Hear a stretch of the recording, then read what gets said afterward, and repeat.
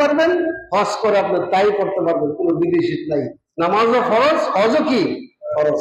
আমাদের মনে মনে একটা দ্বিধাদ্বন্দ্ব থাকে যে অনেক মানুষ আছে চাকরি শেষ হলে অবসরের টাকাটা দিয়ে হজে যাব, মানে কি ওই টাকাটা একটু পবিত্র বেশি, এখন যাওয়া যাবে না, এখন টাকার মধ্যে গলদ আছে, ভুল আছে, এই জন্য অনেকে হজে যেতে চায় না।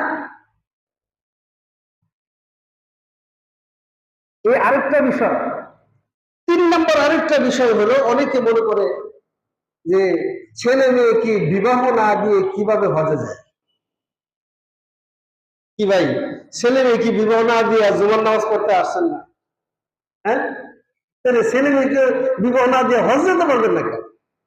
আমার একটা কোশ্চেন আপনাদের কাছে। অনেকে মনে করে না, ছেলেটাকে বিবাহ দিব, মেয়েটাকে বিবাহ দিব, এরপরে বিবাহ করাবো, এরপরে আমি হজে যাব, সবকিছু আজার হইয়া। কোথায় পেয়েছে, কোথায় আছে এটা?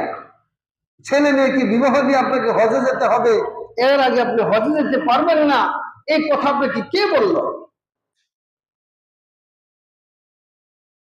আবার অনেক মানুষ এমনও আছেন, আমার মা বাবা হজ করে নাই, আমি কিভাবে হজ করব? আসলে নাই, দেখবেন বহু বাঙালি আছে এত বোকা, দুনিয়ার সব বুঝে, জিজ্ঞেস করলে হজ করবেন না, যে আমার আব্বা আম্মা তো এখন হজ করে না, আমি কিভাবে, আমার আব্বা আম্মা এখনো ভাত খায় না, আমি কিভাবে খাই, আমার মা বাবা এখনো ঘুমায় নাই, আমি কিভাবে ঘুমাই, আমার মা বাবা এখনো ঈদের মার্কেট করে নাই, আমি কিভাবে ঈদের মার্কেট করি, আমার মা বাবা এখনো জাহান্নামে যায় না, আমি কিভাবে জাহান্নামে যাই। কত রকমের কথা ছড়াছড়ি।